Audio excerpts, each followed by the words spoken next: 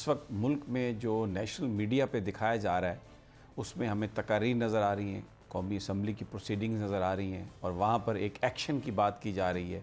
और तासुर ये है कि अब ना इकॉनमी सबसे बड़ा इशू है, ना इंतखाबात कोई ज़रूरी हैं पाकिस्तान में हकीकी नुमाइंदा हुकूमत को लाने के लिए।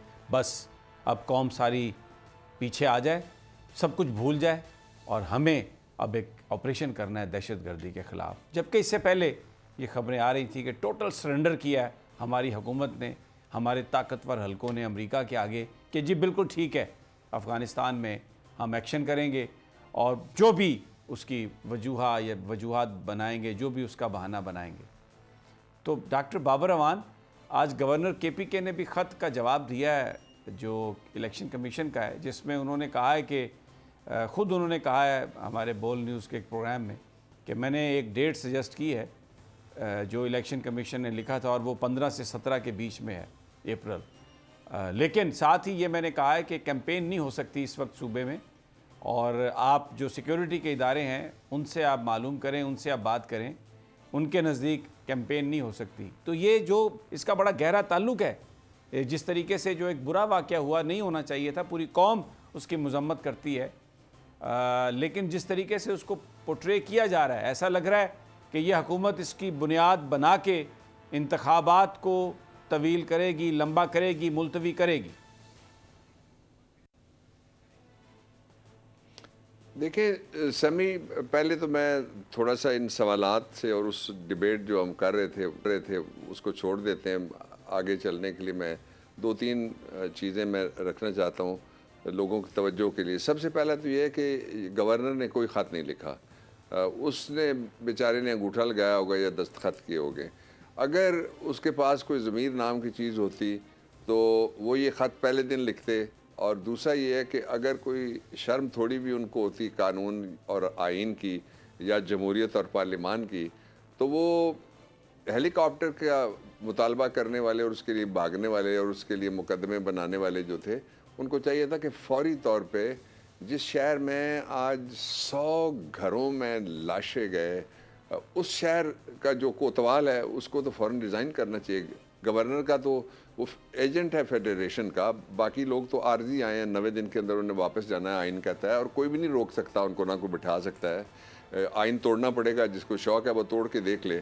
और आइन का जो आर्टिकल 2A है कैपिटल, उसमें ये लिखा हुआ है 18वीं आइनी तरमीम के ज़रिए, तब मैं लॉ मिनिस्टर था, ये बात डाली गई है कि अगर कोई अदालत बशमूल सुप्रीम कोर्ट और हाई कोर्ट, मैं दोहराता हूँ, आइन के आर्टिकल 6 के 2A में लिखा हुआ है, अगर कोई अदालत बशमूल सुप्रीम कोर्ट या हाई कोर्ट्स अगर आइन तोड़ने में किसी तरह की मुआवनत या अबेटमेंट करती है, जिस तरह कवर अप पिछले मार्शल लॉ को मिला था, वो देने का रिवाज चला गया। वो 1973 के आइन में उस वक्त ये कमी या नक्स मौजूद था, जो that is one reason for which I like 18th constitutional amendment. दूसरी 10A है जिसमें लोगों को हक दिया गया फेयर ट्रायल उनको मिले। फेयर ट्रायल तो नहीं है, तो फिर उसको जो आइन तोड़ेगा, इस मुल्क में रिवाज पड़ चुका है, अगर कोई आइन तोड़ने का छोटा सा काम ये हुआ कि एक सियासी जज को हटा दिया गया, उसके नतीजे में भी सजाए मौत मिली है किसी को, वो कोर्ट ने उसको अनल किया है, तो ट्रायल तो हो गया।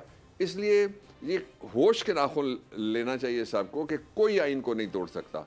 ये आइन जो है ये हमारा इमरानी मुआहदा है रियासत के साथ, ये किसी इदारे के साथ, किसी फ़र्द के साथ, किसी अदलिया के साथ, किसी इंतज़ामिया के साथ हमारा कोई मुआहदा नहीं है। ये उन सब की तरफ से वो बाकी जो हैं वो मुख्तलिफ जगह पे उनके छोटे छोटे उनको नौकरियां हैं जिनको उन्होंने एक्सिक्यूट करना है, तयशुदा वक्त है, टाइम आएगा, रिटायर होगा, घर चले जाएंगे। अच्छा, एक पहलू इसका ये मैं सामने रखना चाहता था कौम का। दूसरा इसका पहलू जो है वो बड़ा ख़तरनाक है। मैंने आपको बताया था कि जो ईस्ट पाकिस्तान था, जब मैं मशरक़ी पाकिस्तान के सानहे की अभी थोड़ी देर पहले बात कर रहा था, तो मैं थोड़ा फ्लैश बैक देता हूँ कौम को। उधर ये कल की बात है ना, इस पाकिस्तान की बात है, अभी इसको सदी नहीं हुई। तो क्या हुआ था उस वक्त? लोगों ने कहा कि हमारा इख्तियार है फ़ैसले साजी, आप इस्लामाबाद या कराची में नहीं कर सकते, आप ढाका में भी और सिलेट में भी और चिटागांग में भी हमें फ़ैसले करने की इजाज़त दें। यहाँ से बात शुरू होती है। उससे बात शुरू हुई, नतीजा क्या है जी, इलेक्शन करा लेते हैं। इलेक्शन हो गया 1 मैन 1 वोट की बुनियाद के ऊपर, और फेयर इलेक्शन हुआ लार्जली। जब फेयर इलेक्शन हुआ तो उसमें एक पार्टी जो थी वो इलेक्शन जीती। वो जीतने वाली पार्टी का जो इलेक्शन था वो उसने लड़ा पाकिस्तान की कौमी असम्बली का इलेक्शन। बांग्लादेश की या ईस्ट पाकिस्तान की कौमी असम्बली नहीं थी, पाकिस्तान की कौमी असम्बली का उसने इलेक्शन लड़ा। दूसरा क्या था, जो इलेक्शन लड़ने वाली पार्टी थी उसने पाकिस्तान के इलेक्शन कमीशन के पास वफादारी रियासत से उसका हल्फ दे के सारे लोग उम्मीदवार बने।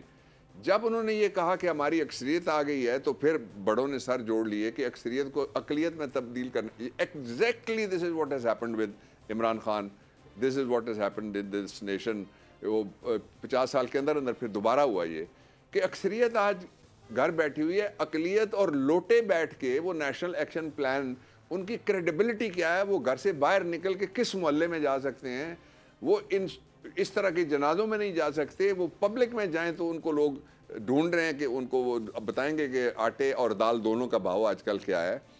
तीसरी जो बात है, जब पिछला नेशनल एक्शन प्लान था उसमें मेरा बाकायदा इनपुट शामिल था और पूरी पार्लियामेंट में जब आई है 2 दफ़ा 3 दफ़ा आर्मी से और ISI से और जो ऑपरेशनल साइट्स थी उनके सबसे जो ब्रीफिंग्स हुई हैं वो बाई पार्टिजन ब्रीफिंग्स होती थी। अब अक्सरियत वहाँ है नहीं, अकलियत के वो चुनिंदा लोग जो ये कहते हैं कि हमें मजबूरन लाया गया और हमें पकड़ के बिठाया गया और हम अगर ना बैठते तो हमें NRO2 ना मिलता और अगर हम ना बैठते तो हमें नैब ने पकड़ लेना था। ये जो पॉलिटिकल इंजीनियरिंग है उसके नतीजे में जो पॉलिटिकल आपने बनाए बोने और उनके जो माउथ पीस हैं वो उनसे भी बड़े बोने, तो फिर आप अंदाज़ा लगा लीजिए कि किस तरीके से जो आप करेंगे ये कि जनाब कौम आपको मानेगी और कौम आपकी सुनेगी और कौम आपको कहेगी जनाब बिल्कुल आप जो कर रहे हैं वो ठीक है और हम आपके साथ हैं। ऐसा नहीं हो सकता, नहीं हो सकता। अच्छा डॉक्टर साहब इसका मतलब ये है, इसका जो अगर मैं समझाऊं कि ये जो पार्लियामान है ये तो कोई अवाम की नुमाइंदा पार्लियामान नहीं है, इसलिए कि सबसे बड़ी जमात जो है तहरीक इंसाफ वो इसका हिस्सा नहीं है। तो जो कुछ भी ये यहाँ पर करेंगे, अभी जैसे राना सनाउल्लाह तकरीर कर रहे थे कि ये मुअज़्ज़ज़ पार्लियामान, हुकूमत कौन होती है इस पार्लियामान को डिक्टेशन देने वाली, एक नया फ्रॉड लोगों के साथ कर रहे हैं, एक नया धोखा। और ये क्योंकि ये एक सेल आउट हो चुका है अमेरिका के आगे, अब दोबारा इन्होंने वो करना है वो काम जिसकी हमेशा इमरान खान ने मुखालफत की, क्योंकि इमरान खान से कहा गया कि यूनिटी गवर्नमेंट बनवाओ तो उन्होंने कहा जो लोग वहाँ पर बनाएंगे वही हमें एक्सेप्टेबल होगी। तो अब ये वो सारा काम करना चाहते हैं, तो सरेंडर हम तो कर चुके हैं ना फिर डॉक्टर साहब। देखिए आप यू हैव अ पॉइंट, मैं इनकार नहीं करूंगा और उसके लिए मैं 2 कौम के सामने जो नुक्ता आपने उठाया है उसके मैं दलाइल कौम के सामने रख देता हूं।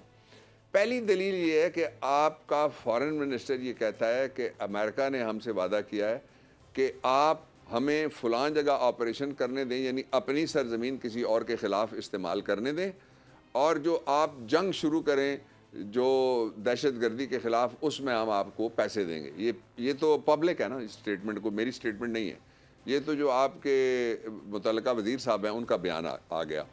हुकूमत ने इनकार नहीं किया इसलिए सबका ये बयान है। और इसमें जो जड़ी बूटियाँ इकट्ठी हुई हैं 13 और जो ज़ैराब बनाया गया इस मुल्क को सैराब करने के लिए करप्शन से, वो ये उनका फिर सबका मौक़िफ़ है मुत्तफ़िका। खूने नाहक बहुत पी चुकी ये जमीन, अब कोई दिन में ये खून उगलने को है। खत्म हो जाएगी ये तमाशागरी, वक्त पलटेगा रोजे जजा की तरह। ये जो पेशावर में ताजा लहू है बहा, एक क़यामत करेगा फलक पर बपा।